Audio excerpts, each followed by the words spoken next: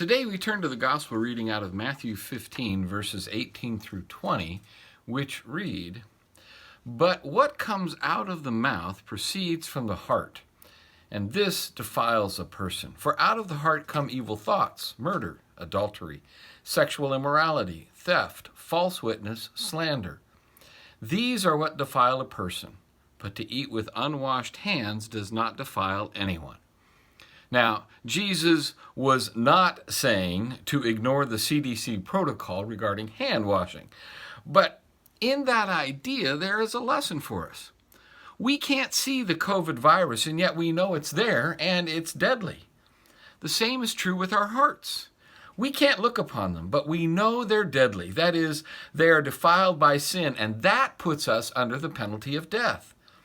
In the list of things that Jesus recounts that defile a person, he makes clear that it is our hearts that are corrupt and defiled.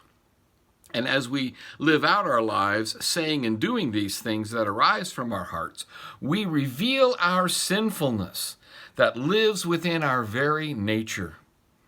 That, I believe, is what Jesus was driving at, so as to make clear to the Jewish leaders, as well as to Jesus' followers, the need for a new nature. One that is not subject to the wickedness of our inborn being. When we look at this list, we are tempted, and yes, I use that word deliberately, tempted to try and grade ourselves on a curve of sorts.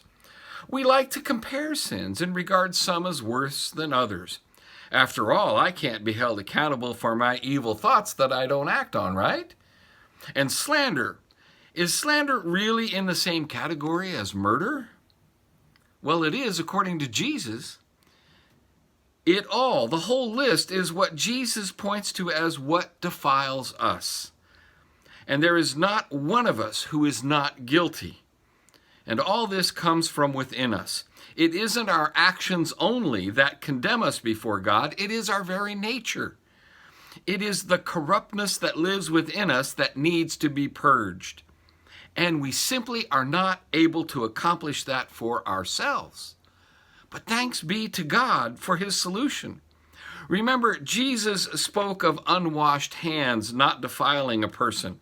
Remember also, when Jesus stood before Pilate and the crowds, and Pilate says, "I wash my hands of this, do to him what you will." Did Pilate washing his hands absolve him of any guilt regarding Jesus' death? No, of course not. And neither can we absolve ourselves. We need the absolution that Jesus won for us on the cross that Pilate allowed Jesus to die upon. We thank God for sending Jesus with a pure and undefiled nature. Indeed, in his speaking from his heart, he reveals a nature that is unlike ours. And it is his nature, the nature of his new life, that is put upon us when we are washed, not by ourselves, but being washed by the blood of Jesus.